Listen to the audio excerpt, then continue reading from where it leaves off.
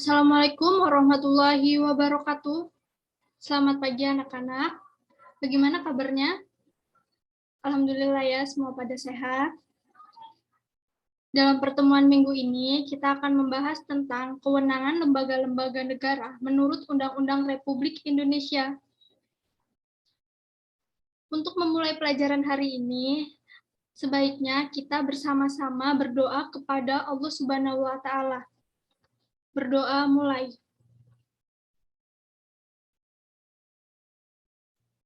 Berdoa selesai.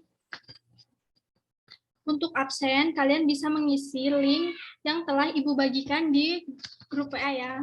Kita langsung saja mulai materinya.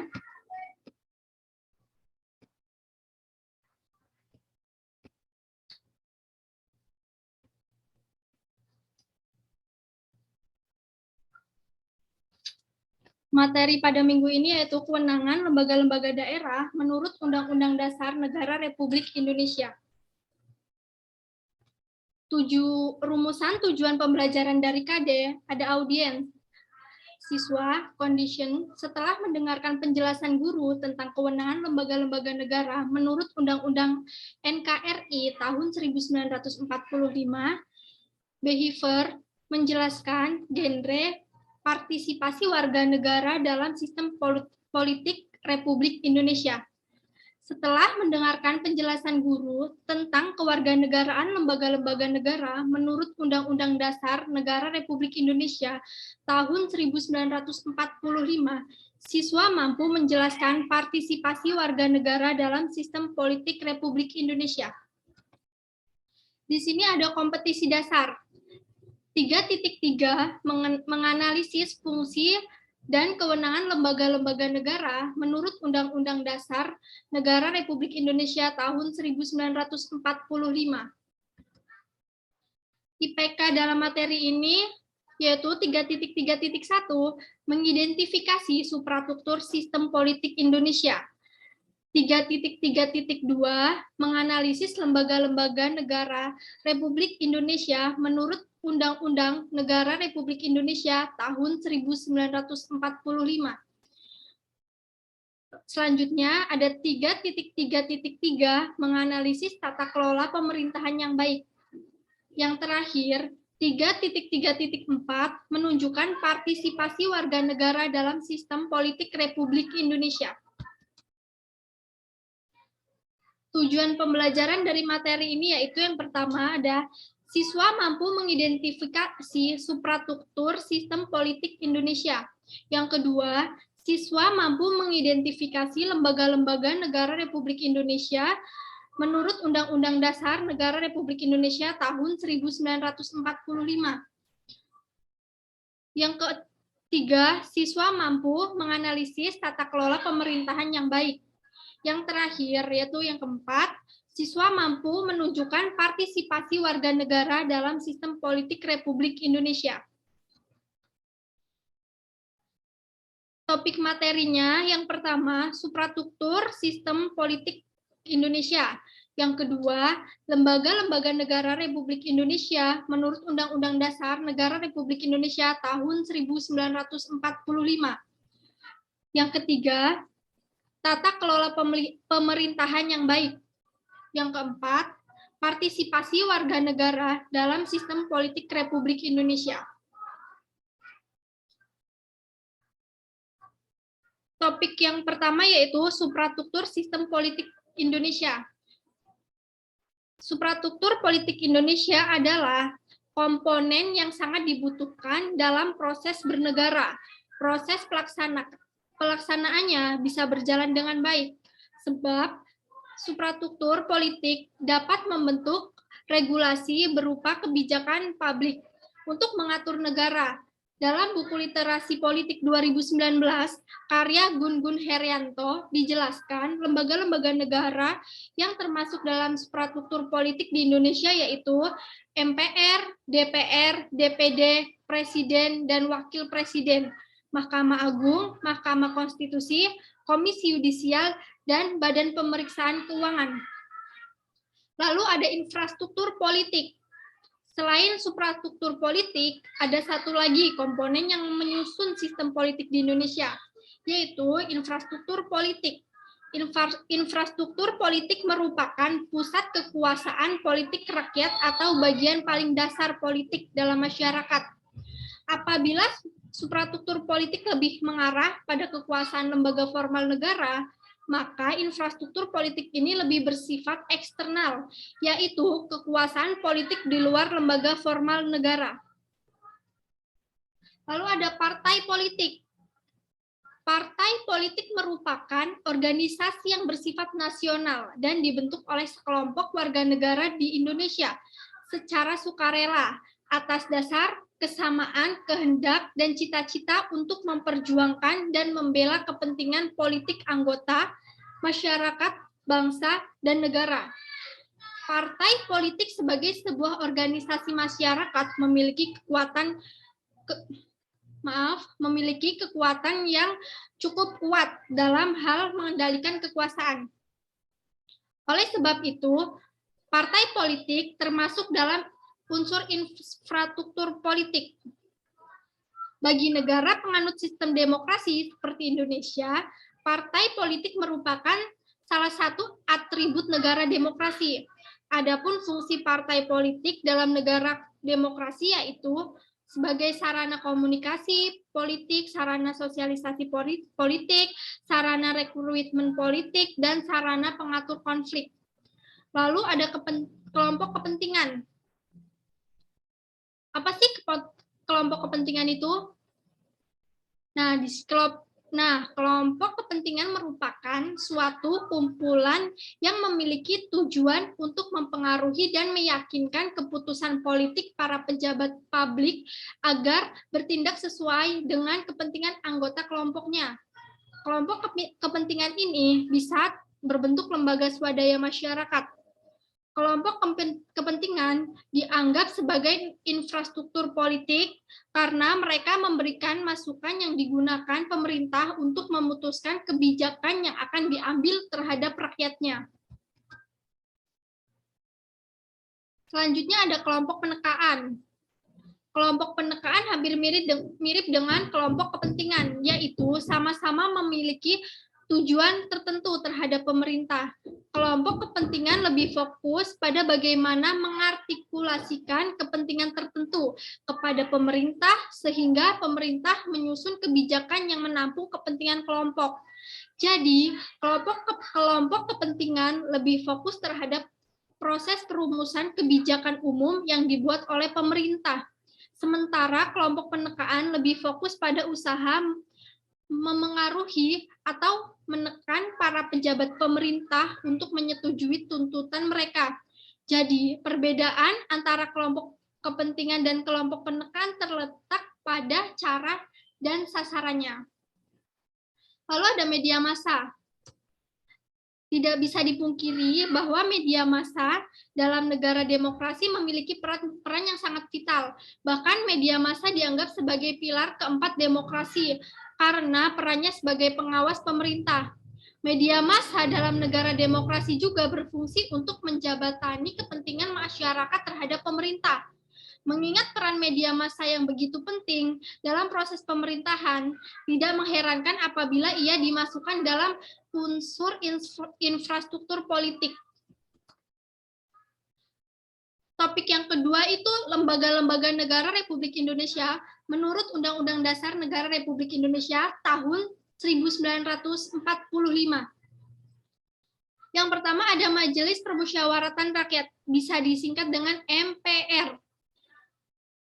MPR adalah lembaga legislatif bikameral yang merupakan salah satu lembaga tertinggi negara dalam sistem ketatanegaraan Indonesia. Sebelum reformasi, MPR merupakan lembaga tertinggi negara yang menjalankan kedaulatan rakyat Indonesia. MPR dianggap sebagai penjelmaan seluruh rakyat Indonesia karena terdiri atas seluruh anggota DPR, utusan daerah, dan utusan golongan. Setelah reformasi tiba, MPR bukan lagi lembaga tertinggi negara karena MPR sendiri telah melepas kewenangan yang ada pada dirinya dengan melakukan amandemen terhadap Undang-Undang Dasar 1945. MPR saat ini terdiri atas seluruh anggota DPR dan seluruh anggota DPD. MPR bersidang sedikitnya sekali dalam 5 tahun di ibu kota negara. Lalu ada presiden dan wakil presiden.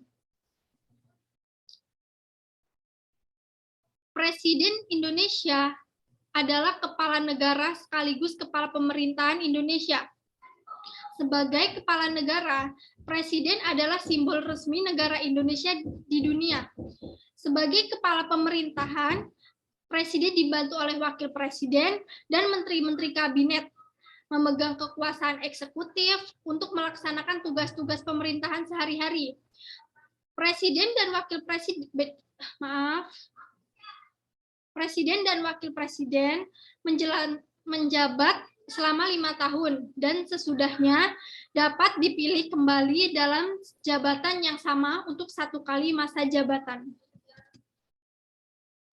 Lalu ada Dewan Perwakilan Rakyat. Dewan Perwakilan Rakyat bisa disingkat dengan DPR, yaitu salah satu lembaga tertinggi negara dalam sistem ketatanegaraan Indonesia yang merupakan lembaga perwakilan rakyat. DPR terdiri atas anggota partai politik, peserta pemilihan umum yang dipilih melalui pemilihan umum. Lalu ada Badan Pemeriksaan Keuangan.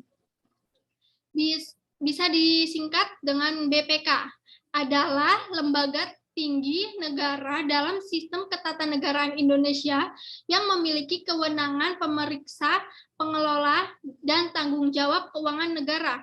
Menurut Undang-Undang Dasar 1945, BPK merupakan lembaga yang bebas dan mandiri. Setelah itu ada Mahkamah Agung. Bisa disingkat dengan MA, adalah lembaga tinggi negara dalam sistem ketatanegaraan Indonesia yang merupakan pemegang kekuasaan kehakiman bersama-sama dengan Mahkamah Konstitusi dan bebas dari pengaruh cabang-cabang kekuasaan lainnya. Mahkamah Agung membawahi Badan Peradilan dan Lingkungan Peradilan Umum, Lingkungan Peradilan Agama, Lingkungan Peradilan Militer, Lingkungan Peradilan Tata Usaha Negara. Lalu Mahkamah Konstitusi, bisa disingkat dengan MK, adalah lembaga tinggi negara dalam sistem ketatanegaraan Indonesia yang merupakan pemegang kekuasaan kehakiman bersama-sama dengan Mahkamah Agung. Setelah MK ada Komisi Yudisial, bisa disingkat dengan KY. Melalui amandemen ketiga, Undang-Undang Dasar Negara Republik Indonesia tahun 1945 pada tahun 2001 disepakati tentang pembentukan Komisi Yudisial. Ketentuan mengenai Komisi Yudisial diatur dalam pasal 24B Undang-Undang Dasar Negara Republik Indonesia tahun 1945. Maksud dasar yang menjadi semangat pembentukan Komisi Yudisial disadarkan dengan keprihatinan mendalam mengenai kondisi wajah peradilan yang muram dan keadilan di Indonesia tidak kunjung tegak. Lalu Dewan Perwakilan Daerah, bisa disingkat dengan DPD, adalah lembaga tinggi negara dalam sistem melalui pemilihan umum. Dewan Perwakilan Daerah lahir pada tanggal 1 Oktober 2004 ketika 128 anggota DPD yang telah dipilih untuk pertama kalinya dilantik dan diambil sumpahnya. Anggota DPD juga merupakan anggota MPR. Topik yang ketiga ada prinsip tata kelola yang baik. Tata kelola atau governance tidak dapat dilepaskan dari prinsip-prinsip dasar penyelenggaraan pemerintahan yang baik, yaitu transparansi, partisipasi, dan akuntabilitas sebagai unsur utama. Terminologi good governance memang belum baku, tetapi sudah banyak definisi yang coba membedah makna dari good governance. Namun demikian, tidak dapat disangka lagi bahwa good governance telah dianggap sebagai elemen penting untuk menjamin kesejahteraan nasional.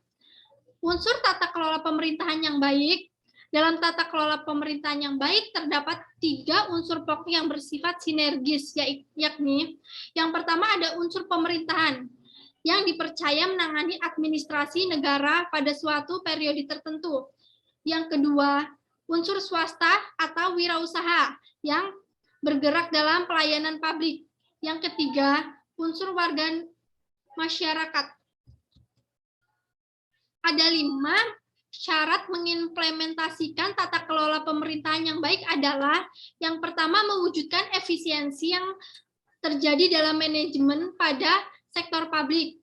Yang kedua, terwujudnya akuntabilitas publik di Indonesia. Yang ketiga, tersedianya perangkat hukum yang memadai untuk membantu mengurus tata kelola pemerintahan ini agar menjadi baik. Yang keempat, dibuat sistem informasi yang menjamin akses kepada masyarakat. Yang terakhir, adanya transparansi dalam perbuatan kebijakan dan implementasinya pada tata kelola tersebut. Topik yang terakhir yaitu partisipasi warga negara dalam sistem politik Republik Indonesia. Partisipasi politik diartikan sebagai keterlibatan warga negara dalam segala tahapan kebijakan, mulai pembuatan keputusan sampai dengan penilaian keputusan, termasuk peluang untuk ikut sertaan dalam melaksanakan keputusan dalam ranah politik. Wujud partisipasi politik dapat dilihat dari berbagai bentuk integritas keikutsertaan masyarakat yang bertujuan untuk mendorong perubahan bangsa. Intensitas yang beragam ini dilakukan oleh warga negara dari mulai tingkatan pasif hingga aktif. Warga dapat menampilkan perilaku politiknya yang mencerminkan pelaksanaan demokrasi tidak langsung melalui penyampaian pendapat atau aspirasi baik secara lisan ataupun tertulis, melalui lembaga perwakilan rakyat ataupun jalur-jalur lainnya seperti media massa, sosial media, dan sebagainya. Adapun partisipasi langsung, diantaranya melalui pemilihan umum untuk memilih anggota legislatif dan presiden atau wakil presiden, pemilihan kepala daerah langsung, pilkada, aksi demokrasi yang tertib, damai, dan santun. Sedangkan perilaku politik yang tidak langsung diwujudkan dengan menyampaikan aspirasi melalui lembaga perwakilan rakyat, partai politik, organisasi masyarakat, atau media massa. Sampai sini ada yang ditanyakan? Cukup ya, tidak ada yang ditanyakan. Yang terakhir ini ada daftar pustaka. Untuk daftar pustaka bisa kalian lihat sendiri. Nanti PPT-nya bisa Ibu bagikan dalam grup ya.